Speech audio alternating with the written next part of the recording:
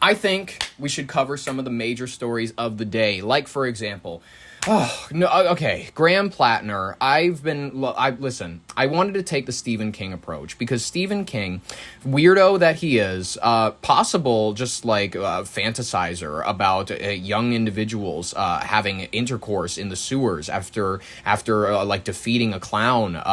Just a bizarre little man, mousy dude that he is. I wanted to take his approach though to the situation with Graham Platner, where he said on Twitter, very famously in the last episode, if you knew the real down situation on everybody in Senate and Congress, it would be jack empty.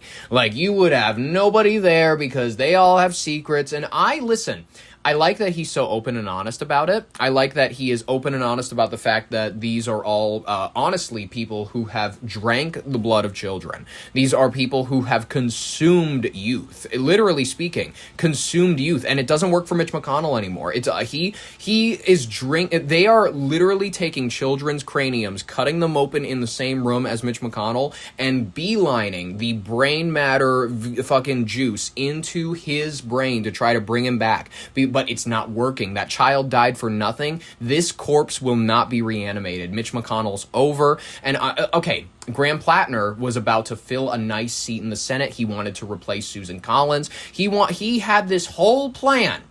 And then it has been derailed, not by the accusations that he's a cheater, not by the accusations that, he has a Nazi tattoo, not by the listen, this man's had a bit of a web of controversy around him. So what?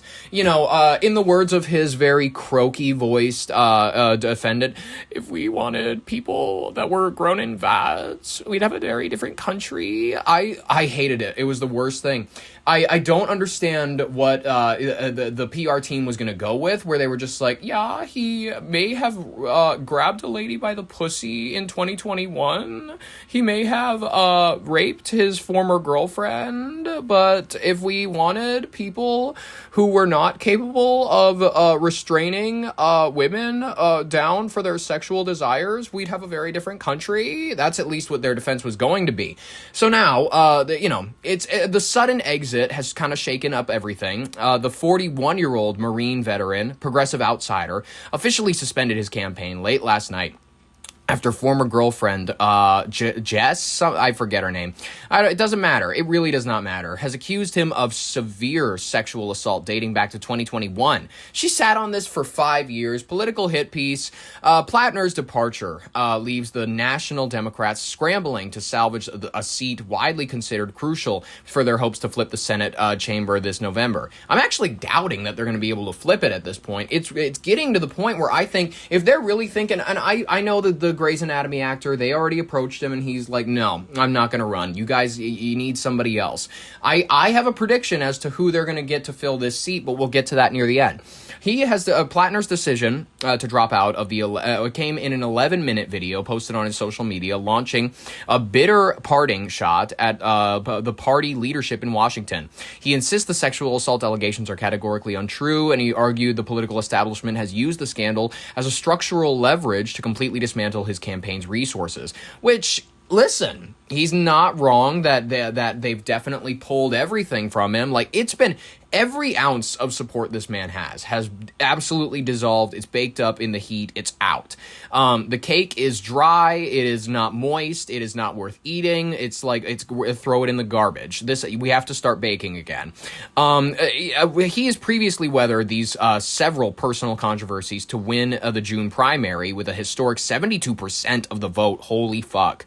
His support has evaporated in less than 48 hours after prominent progressive allies like Senator Bernie Sanders, feel the burn, publicly urged him to step aside. Damn it. The immediate focus now in Maine is shifting to the 11th hour race against the clock to find a replacement candidate capable of defeating longtime Republican incumbent Susan Shaky Collins. Because Platner agreed to formally withdraw his name ahead of the strict deadline on June 13th, local party leaders now have a narrow window until 5 p.m. on July 27th to select a new nominee. The Maine Democratic Party, Maine, not Maine as in like the main one, but Maine as in the state, has announced plans to hold an emergency nominating convention later this month to finalize a ballot. Several prominent figures, including former state officials, lawmakers, and even are already positioning themselves to jump into the race. National Republicans have wasted no time capitalizing on the controversy, heavily criticizing the Democratic Party for failing to properly vet their primary winner. The Republican National Committee issued a scathing statement accusing Platner's former endorsers of being complicit, arguing that the entire party is now politically stained by the association. They've been politically stained by their association with pedophilia for even longer, so let's knock it off. You guys too. Both parties have been stained by this. They're no better than like the Catholic Church. With just over 100 days left until the general election, Democrats face an uphill battle to heal the deep internal divisions and unite voters behind a brand new candidate. And I don't know how that's going to work for them. I don't know how it's going to work because this guy had the crowd appeal. People really liked him for some reason. I don't understand the appeal. This man's walrus mustache really. I've never liked the people who grow the walrus mustache into their beard. It really, I never liked where it hides your top lip. I think it just looks gross. I think you look like you look like you work on a Zeppelin in the fucking 1930s. Like, you just don't look right. Okay, let's look at his video. I want to hear it in his words, because supposedly this is not an admission of guilt. It just looks a hell of a lot like one. Hey everyone, it's Graham Platner here. Hey everyone. I think as many of you know, over the past couple days, I have faced some very serious allegations, and I just want to make it clear, this is all false. If this is all false, you should have no problem winning the election. That's it. And I just want to make it clear, this is all false. The things that have been claimed did not happen. It's not real. It has placed an immense amount of weight on me as I think about what needs to happen now. There's someone off camera with a gun pointing at him. Regular people. We were not looking for this experience. We were not looking to get into politics. What? We had no desire to run for office.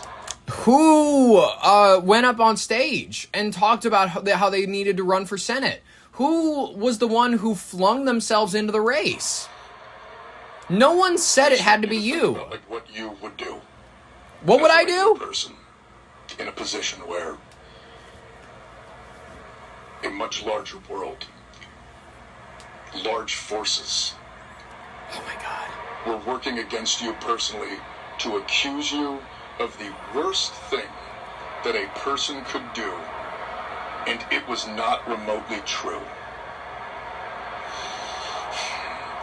I learned about this through press inquiries, with no time to truly respond, no time for investigations before a corporate media system and the political establishment got to act as judge, jury, and executioner. Political executioners. Accusations were supposed to be the beginning of things. Yes, I agree. Not the end.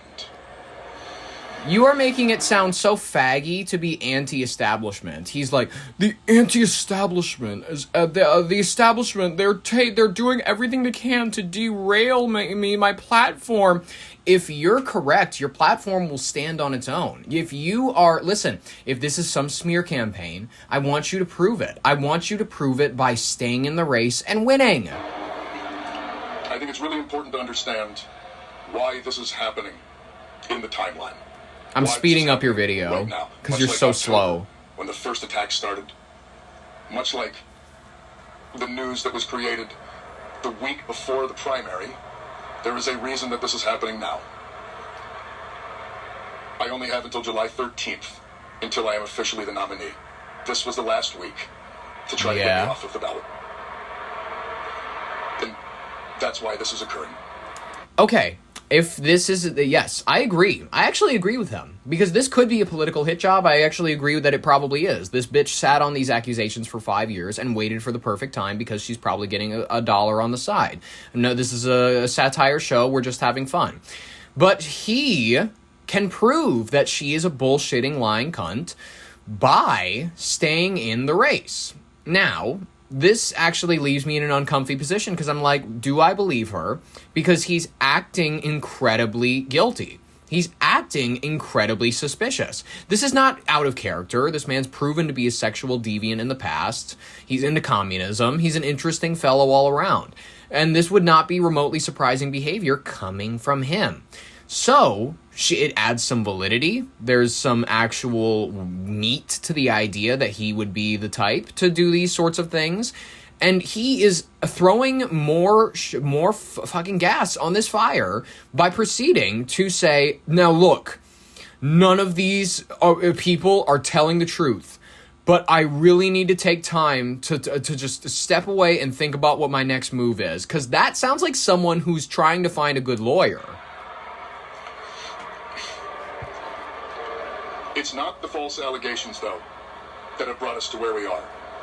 It's the fact that they're being used by the political establishment to put structural pressure on us.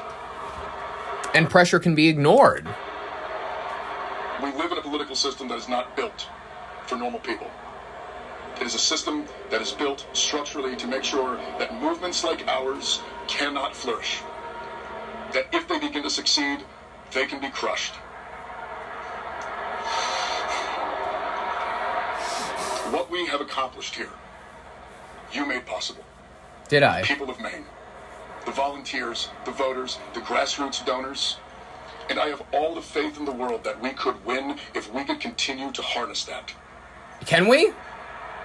But the brutal political reality is that they are going to take everything away from us. How are they going to do it? Because is it going to be a trial that they have something that they can convict you on? Is it going to be something that is like legitimate? Is it something that can actually stain your name because there's some validity to it? That is the only reality. That is the only reality. Those in power who have the ability to do so are using these allegations as an excuse to take away all of the things that we need to run a campaign. You fucking rapist. This guy's a fucking rapist. He did it. We are going to lose our ability to fundraise. We are going to lose our ability to access voter data. We are going to lose all of the things that any campaign needs on the basic level. No, that's not true. Yes, I understand. You think you need financing. You think you need this. You think you need, because the election, whatever, is coming up soon. We need more time. Hold your own rallies. You've collected so much from grassroots donors. You have this energy at home. You are backing out of this race because you're a fucking rapist. Simply to function. Larger organizations, the national level party, the bigger donor networks, they have all committed to spending no money in this race. And you need them? I thought you only needed your grassroots voters. 72% of the vote is something. The only reason you're backing out is because you're guilty. In it. They would rather see Susan Collins win than have me be the next senator from Maine. Almost sad. What comes next needs to come from the people. What? Needs to come from the people of Maine. Needs to come from the voters who on June 9th, at a strength of over 150,000, the largest number in the history of Maine primaries, said no to this kind of politics. Voted for a politics that would actually represent them. Voted against the political system, against the donor class, against the entrenched forces. And I'm not asking for how this process is going to work. I'm not trying to dictate to anyone who it should be or how we get there, but I will say this. It needs to be open, transparent, and democratic. It needs to be reflecting the will and the values of the people that built this is just movement, nothing. that showed up on June 9th. Don't pay attention to how I might have DC, raped this woman. Decisions should not be made in back rooms by people in places of All the people in the back rooms. Party apparatchiks are Oh. to make these decisions. What do you got against the movie The These Backrooms? decisions need to be made in the open by the people of this state. The People people. who got us here. They had decided. They voted in an overwhelming historic majority, but you're only backing out because you're a fucking rapist. This is exactly the kind of political system that everyone voted against on June 9th. And for that reason, we need to be assured that it is going to be open and democratic as we move forward.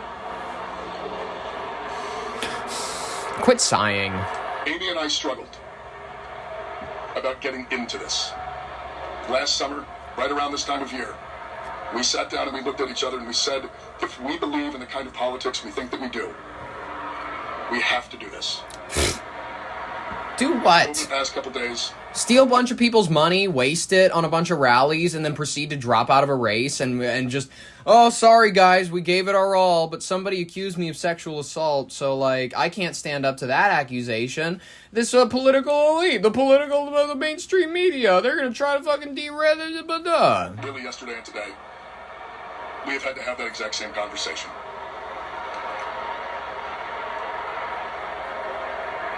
We believe that for the movement to continue, it can't be me. And for that reason, Quit touching your face. we are suspending campaign operations. This is incredibly difficult because I know that some will think it's an admission of guilt, and it most certainly is not. It is. We're not doing it because of the allegations. We're doing it because of the structures that are being taken away from us by those in power. The structures. We're not able to get all of the money. The money. We all need the money. I thought you had such grassroots supporters. You had so much money pouring in from all these fucking innocent Mainers that, give you $5. They give you $5,000 here because maybe they're a small business owner. And then that money is wasted on what? A rapist loser who can't grow fucking beard. And I also feel an immense amount of responsibility to everyone who has worked so hard to get us to where we are. You disappointed all of them. You made them all support a rapist. We went toe-to-toe with one of the most entrenched political systems in the history of the world, and we won. No, you didn't. You literally lost. You're admitting We defeat. beat them You've on June 9th lost. in overwhelming numbers. No, that's a primary. That's not a real We election. did it the right way. We built a campaign. We engaged in electoral And now you're politics. gonna We motivated lose. people. You're gonna We banded lose. together. We did it the way that we were told we are supposed to make change. This is And we won. pathetic. And now they are not going to let us have it. Have it. Let us have it. Our victory. And so we're suspending campaign operations. I want to make clear, though, I intend to file my paperwork to withdraw. The process needs to assure that what comes next is reflective of the Mainers who on June 9th turned out and showed that they are desperate for a different kind of politics. Shut up. You're not the movement leader. You're not the one who gets to set the vibe. The will of the people. I say that this is what it needs And to the be. decisions that come next must come from that. Wrap it What up. we were asking for was health care. All we were asking Was for to was end healthcare. genocide. And genocide. To use our taxpayer dollars at home to uplift our communities instead of waging war overseas. Oh my god, he's just We were leaning on asking the for a Israel fair system. bullshit. Yes, I can agree with you. We need to stop the genocide. We need to stop all this bullshit. You are leaning on this just to be a pathetic loser piece of shit who, rapes women, steals people's money, and then proceeds to waste it on a campaign. He loses, or doesn't even bother to lose. He drops out of. It's even more embarrassing, shameful. What do the people of Maine need? Well, the Democratic Party have already decided for them, ladies and gentlemen. They need to get a Stombine or whatever of their own. I gotta get a Greenstein or a Rosenblatt of my very own. Yep. Nothing else has worked so far, so I'll wish upon a star. Wondrous dancing speck of light, I need a Jew. Folks, it will be a Jew. I call it right here, right now. You are going to get it. You're not gonna ask for it, but you're gonna get it. You're gonna get it because it's what the people want. Who are the people? The people with the money. The people with the money that have already sorted out who is gonna win this election. They realize that Susan Shaky Collins her Parkinson's is too far advanced. They can't keep her in there. It's too late. So they are gonna shift on over to someone else, someone good, someone that falls right in line. And this populist era, this little moment that you guys had with Graham Platner, this like little, oh, let's just do the healthcare. We're just gonna say, yeah, that will all fizzle out. We'll just like stop with that, and we're just done. We're going back to the usual. We're going back to Obama era feel good politics, not really moving the needle.